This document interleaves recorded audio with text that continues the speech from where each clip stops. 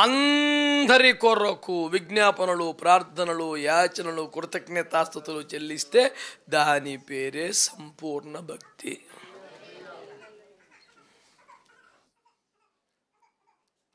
కొంతమంది తమ కోసమే చేసుకుంటారు ప్రార్థన, కొంతమంది తమ కుటుంబం కోసమే చేసుకుంటారు ప్రార్థన. అన్నిటికంటే ముఖ్యముగా మనుషులందరి కొరకు, రాజుల కొరకు, అధికారుల కొరకు ప్రార్థనలు, విజ్ఞాపనలు, యాచనలు, కృతజ్ఞతాస్తుతులు సమర్పిస్తే సంపూర్ణ భక్తి. ఇప్పుడు చెప్పండి, రోజుకు ఒక అరగంట మాత్రమే ప్రార్థన చేసేవాడు ఈ పాయింట్లో కవర్ చేయగలుగుతాడా? మనుషులందరి కొరకంట. ఎక్కడ అవుతుందిరా బాబు నువ్వు చేసేది అరగంట? నీ పాపాలు ఒప్పుకొని నీ కుటుంబం కోసం పెడితే అరగంట పూర్తి అయిపోతుంది. రాజుల కొరకు చేయాలండి, ప్రభుత్వాల కొరకు చేయాలి, అధికారుల కొరకు చేయాలి,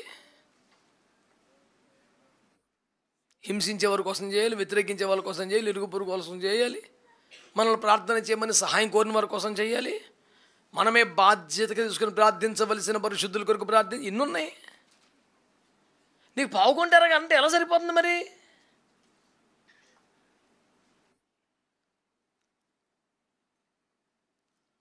అందరి కొరకు ప్రార్థనలు చేయటమే సంపూర్ణ భక్తి.